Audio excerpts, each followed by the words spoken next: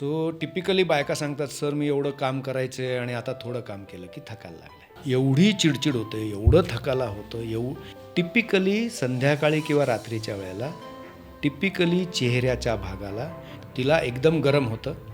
खिडकी उघडा, पंखा लावा, बापरे बापरे किती काम आलं. सो जेव्हा ओव्हरीज काम करणं कमी करतात आणि इस्ट्रोजेन नावाचं हार्मोन जे which is a female hormone, त्याचं प्रोडक्शन एका लेवलपेक्षा खाली येतं, तेव्हा त्यांची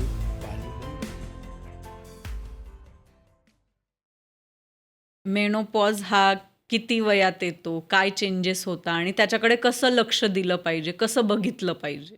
स्त्रियांचं रिप्रोडक्टिव्ह लाईफ ट्रॅडिशनली 15 ते 45 असं धरलं आहे. म्हणजे त्या मुलीला 15व्या वर्षी पाळी चालू होईल आणि 45व्या वर्षी बंद होईल, हे ट्रॅडिशनल आहे. बरोबर. सो जेव्हा ओव्हरीज काम करणं कमी करतात आणि इस्ट्रोजेन नावाचं हार्मोन जे which is a female hormone, त्याचं प्रोडक्शन एका लेवलपेक्षा खाली येतं, तेव्हा त्यांची पाळी बंद होते, त्याला मेनोपॉज म्हणतात. बरोबर. ही बरेचदा अशी सडन घडणारी गोष्ट नसते. This happens over a period of time, gradually होणारी गोष्ट आहे. हे इस्ट्रोजेन काय एका दिवसात, हां जर तुम्ही ऑपरेशन करून गर्भाशय काढलं आणि दोन्ही ओव्हरी काढल्या तर एका दिवसात ते इस्ट्रोजेन धाडकन खाली येईल. So that is a surgical menopause, sudden normal स्त्रीमध्ये ओव्हरीज ग्रॅज्युअली काम करणं कमी करतील आणि this is a process over a period of time, long period of. तर आपण असं काही तर याला- लक्षणं आहेत का त्याच्याने ओळखू शकतो की आपण So मेनोपॉजच्या we call जवळ it- आलो आहे? We call it perimenopause. So menopause म्हणजे सेझेशन ऑफ मेन्सेस, म्हणजे जेव्हा 1 वर्ष त्या स्त्रीला पाळी येत नाही तेव्हा त्याला मेनोपॉज म्हणायचं. ह्याच्या आधीच्या काळाला प्री मेनोपॉज म्हणायचं, याच्या नंतरच्या काळाला पोस्ट मेनोपॉज म्हणायचं. प्री मेनोपॉजची 2 वर्ष, पोस्ट मेनोपॉजची 2 वर्ष आणि हा मेनोपॉज, हा पेरीमेनोपॉज, ह्या काळात हे सगळे मेनोपॉजचे सिम्पटम्स दिसतात. हे काय सिम्पटम्स आहेत? तर इस्ट्रोजेन कमी झाल्यामुळे होणारे शरीरातले बदल हे त्याचे सगळे सिम्पटम्स आहेत. मग काय काय आहेत? तर सगळ्यात पहिलं असं होतं की फटिगॅबिलिटी. फटिगॅबिलिटी म्हणजे लवकर थकणे. ओके. सो टिपिकली बायका सांगतात, सर मी एवढं काम करायचं आहे आणि आता थोडं काम केलं की थकायला लागलं आहे. इरिटॅबिलिटी, चिडचिडेपणा, छोट्या छोट्या गोष्टीत चिडचिडपणा होतो, तिच्या पण न कळत, मुद्दाम नाही पण न कळत होतो. तिसरा एक कॉमन कंप्लेंट असते ती म्हणजे हॉट फ्लशेस. त्याला हॉट फ्लॅश असं काही लोक म्हणतात, हॉट फ्लश असं पण म्हणतात. म्हणजे काय होतं तर तिला एकदम गरम होऊन येतं. टिपिकली संध्याकाळी किंवा रात्रीच्या वेळेला टिपिकली चेहऱ्याच्या भागाला टिपिकली 20 ते 30 सेकंदासाठी ओके. तिला एकदम गरम होतं. खिडकी उघडा, पंखा लावा, बापरे बापरे किती घाम आला. हे प्रत्येकजण यातनं गेला असेल. आपल्या प्रत्येकाच्या आईला मेनोपॉज आलेला आहे, प्रत्येक स्त्रीला आलेला आहे. सो आपण घरात हे बघितलेलं आहे आईला, की आपल्याला सगळ्यांना थंडी वाजते आहे आणि आई म्हणते की नाही नाही ते खिडकी उघड, पंखा लावा रे, किती गरम होतं किंवा घाम येतं. विशेषतः लक्षणं असतात मेनोपॉजची. आता ही किती प्रमाणात होतात? तर प्रेग्नन्सीत जसं एखाद्या बाईला खूप उलट्या होऊन ॲडमिट करायची वेळ येते आणि एखादीला एकही उलटी होत नाही, तसं मेनोपॉजमध्ये एखाद्या स्त्रीला काहीही त्रास होत नाही आणि एखादीला एवढा त्रास होतो की औषधं खायला लागतात. ओके. एवढी चिडचिड होते, एवढं थकायला होतं. आणखी एक सिम्पटम त्याचा आहे की ड्रायनेस ऑफ द स्किन. हां, इस्ट्रोजेन आहे ना, इस्ट्रोजेन हे स्किन, स्त्रियांची जी स्किन ग्लो होते किंवा हे सगळे इस्ट्रोजेन इफेक्ट आहेत. सो इस्ट्रोजेन कमी झालं की स्किन विल बिकम ड्राय. मग युरिनरी कंप्लेंट्स येतात, बर्निंग युरिन होतं, वलवल इचिंग होतं. तर ह्या सगळ्या गोष्टी होतात.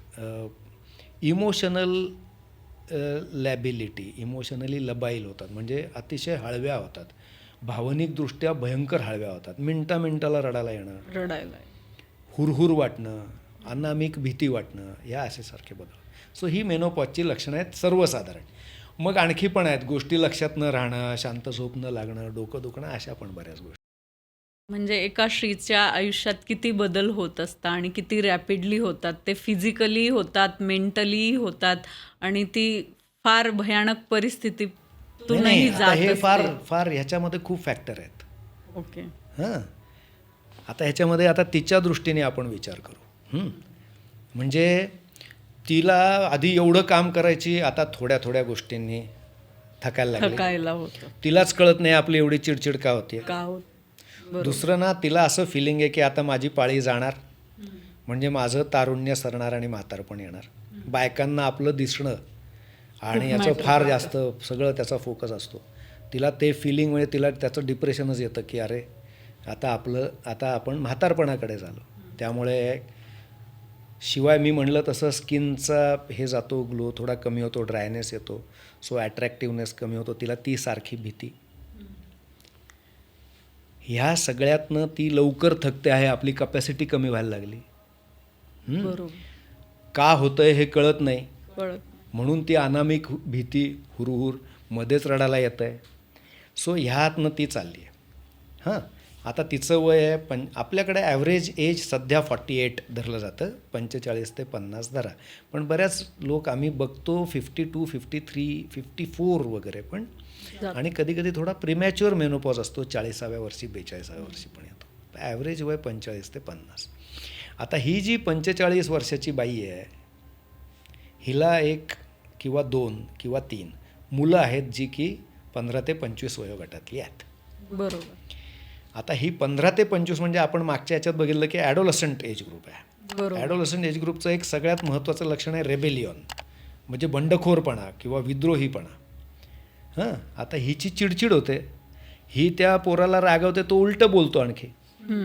आता हिला आधीच कळत नाही आपली चिडचिड का होती आहे आणि हिला उलट उत्तरं मिळतात, ही परत एकटी रडत बसते.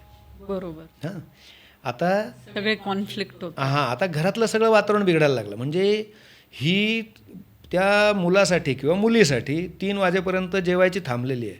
तो धावपळ करत ती मुलगी किंवा मुलगा येतात, पटकन आहे ते खातात, निघून जातात, ते विचारतही नाही आई तू जेवलीस का, आई तुझं काय चाललं आहे. सो हिला परत त्याची हुरहुर, म्हणजे हिला ही उपाशी, ही परत काळजी, हीच रडत बसते. सो ह्या ज्या गोष्टी आहेत. आणखी एक असं होतं की ह्या 45 वर्षाच्या बाईचा नवरा 50 वर्षाचा आहे. तो आता कंपनीत अतिशय चांगल्या पोझिशनला आहे, त्याला डोक्याला फार शीण आहे. तो घरी येतो, ही चिडचिड करते, ही मुद्दाम नाही करत, ही चिडचिड करते, मधून होत. तो झापतो, तो हिच्याकडे ढुंकून बघत नाही, हिची फार कटकट आहे म्हणून. हिला आधीच फिलिंग आहे की आपण आता ॲट्रॅक्टिव्ह नाही, आपण म्हातारे व्हायला लागलो. त्याच्यात पोरं उलट उत्तरं देतात, नवरा हे बघत नाही. सो हे जे सगळं वातावरण आहे त्यामुळे मेनोपॉजचे प्रॉब्लेम्स वाढतात आणि बायकांना त्रास होतात. सो मेनोपॉज हा घरातल्या सगळ्यांना समजून सांगितलं पाहिजे, त्याच्याबद्दल बोललंच जात नाही. सगळ्यांनी थोडं थोडं ॲडजस्ट केलं पाहिजे की ही का अशी वागते. याच्याबद्दल अवेअरनेस होणं फार महत्त्वाचं आहे. कसं आहे, प्रेग्नन्सीकडे, पोस्ट प्रेग्नन्सीकडे थोडं लक्ष दिलं जातं, पण मेनोपॉज एकदम निग्लेक्ट केला जातो. कारण ते मी सांगितलं ना, घरातलं वातावरण बघा ना, ती मुलं त्यांच्या गणगणित आहेत. बरोबर. त्यांना आई बोलली की ते अजून डबल चिडतात. बरं, ही मुद्दाम नाही चिडत आहे, ही आपोआप इरिटेबल झालेली आहे, मग ही रडत बसते. ही चिडली की नवरा डबल चिडतो, तो घरीच येत नाही. समजून घेतलं पाहिजे की घरातल्या सगळ्यांनी समजून घेतलं पाहिजे की हे का होतंय आणि तिला इमोशनल सपोर्ट दिला पाहिजे. ह्याला ट्रीटमेंट काय आहे? सगळ्यात महत्त्वाची ट्रीटमेंट आहे एक्सरसाइज. ओके. फिजिकल एक्सरसाइज म्हणजे दम लागेल, घाम येईल असा व्यायाम त्या स्त्रीनी ॲटलिस्ट 40 मिनिट्स अ डे केला पाहिजे, 5 days a week. Okay. So आठवड्याला 200 मिनटाचा फिजिकल एक्सरसाइज तिने केला पाहिजे. कारण मी बाकी इफेक्ट सांगितले नाही. आता मेनोपॉज हा ॲक्च्युली फार मोठा विषय आहे. हाडं ठिसूळ होतात, बरंच काय काय होतं. सो कॅल्शियम डिपॉझिशनसाठी exercise is so sure shot फायदा होईल अशी कुठली गोष्ट आहे तर एक्सरसाइज. So physical exercise. मेनोपॉजमुळे किंवा मेनोपॉज नंतर वेट वाढतं, याच्यात किती रिॲलिटी आहे? नाही, वेट हे जेनेटिकली वाढतं. पण खूप लोकांचं म्हणणं असंच आहे, मान्यताही अशी की मेनोपॉज झालं किंवा मेनोपॉज नंतर वेट वाढतं. पण तिची आई जर स्थूल असेल तर मेनोपॉज नंतर बारीक राहणाऱ्या पण बायका. ते जसं काहींचा समज आहे की फॅमिली प्लॅनिंगच्या ऑपरेशन नंतर वाढतं, हा पण समज आहे. ते तसं नाही आहे, काही काहीच संबंध नाही. तर हे मीथ आहे. फॅमिली प्लॅनिंगचं ऑपरेशन केलं की ती निश्चिंत होते, आता प्रेग्नन्सी राहणार नाही, म्हणून कदाचित जास्त खात असेल आणि वजन वाढत असेल, माहीत नाही. पण त्याचा याचा डायरेक्ट संबंध नाही. Same with menopause. Physical exercise is very important. Calcium intake वाढला पाहिजे आणि सोयाबीन थोडं जास्त खाल्लं पाहिजे. सोयाबीन हे इस्ट्रोजेन रिसेप्टर मॉड्युलेटर आहे. ओके. सो शरीरात इस्ट्रोजेन ना ओव्हरीत जसं तयार होतं तसं फॅट सेल्समध्ये पण तयार होत असतं. बायकांमध्ये फॅट सेल्स जास्त असतात. तर ते तयार होणारं थोडंफार इस्ट्रोजेनचा उपयोग जास्त व्हावा, सेन्सिटाईज व्हावं म्हणून सोयाबीन काम करतं. सो सोयाबीनचं आहारात प्रमाण थोडं वाढवा. कॅल्शियम वाढवावं, फिजिकल एक्सरसाइज करावं आणि बिझी राहावं. Usually he phase this last for 4 to 5 years आणि नंतर ते बदल शरीरात असतातच, पण बॉडी ॲडजस्ट होऊन जाते त्याला. बरोबर. सो नंतर तिला तेवढा त्रास होत नाही आणि आपण बघतो की मेनोपॉज नंतर पण स्त्रियांनी मोठी मोठी कर्तृत्व गाजवली आहे. डाएट आणि एक्सरसाइजकडे प्रॉपर लक्ष दिलं पाहिजे. डाएटमध्ये चांगलं न्यूट्रिशियस डाएट, प्रोटीन इंटेक आणि बेसिकली कॅल्शियम इंटेक. मला अजून एक असं जाणून घ्यायचं आहे की हल्ली पिरियड्स येण्याची किंवा मेन्स्ट्रल सायकल स्टार्ट होण्याचं वय हे 15 ते 18 असायचं आणि मग ते खाली आलंय ना. ते खाली आलं. मग मेनोपॉज अगेन दिस इज असं मग ते व्हाईस वर्सा आहे का? नाही डायरेक्ट नाही, पण this is effect of industrialisation. Better nutrition, better socio economic status. तर मग मेनोपॉज पण अर्ली होतो का? नाही, उशिरा होतो. ओके. नाहीतर मग असं फंक्शन राहतात. नाही, दोन्ही लवकर नाही होत. प्रिमॅच्युअर मेनोपॉज नावाची गोष्ट आहे, प्रिमॅच्युअर ओव्हेरियन फेल्युअर नावाची गोष्ट आहे. 30व्या वर्षी पाळी बंद झालेली आम्ही बघितली. ओके. तर ते धोकादायक आहे? धोकादायक म्हणजे काय, तिला मुलं नाही ना होऊ शकणार, पाळी बंद होऊन जाईल, बाकी तर काही नाही. आणि जे चेंजेस आपण 45व्या वर्षी होणार होते ते 30व्या वर्षी होतील. तर थँक्यू सो मच सर, तुम्ही प्रेग्नन्सीबद्दल, ब्रेस्ट फिडिंगबद्दल आणि पोस्ट प्रेग्नन्सीबद्दल खूप महत्त्वाचं प्रॅक्टिकल आणि सायंटिफिक गोष्टी आम्हाला सांगितल्या. खूप सारे मिथ्स ब्रेक होतील अशी माझी आशा आहे आणि लोकांच्या मनात जे पूर्वीपासून रुजलेलं आहे ते कुठेतरी ब्रेक होईल आणि त्याला नवीन दिशा मिळेल. तुम्ही वेळात वेळ काढून आमच्या शोवर आले त्याच्यासाठी खूप खूप धन्यवाद. मला एक सांगायचं आहे की मला कोणाच्याही भावना दुखवण्याचा हेतू नाही. आजी सांगते ते चुकीचं आहे असं माझं म्हणणं नाही, पण ते त्या काळी योग्य होतं. त्या काळानुसार त्याच्या मागचं सायन्स आपल्याला कळल्यावर आपण काही बदल करणं गरजेचं आहे. याच्यामध्ये त्यांचा अपमान करणे किंवा आपल्या संस्कृतीला नावं ठेवणे असं नाही.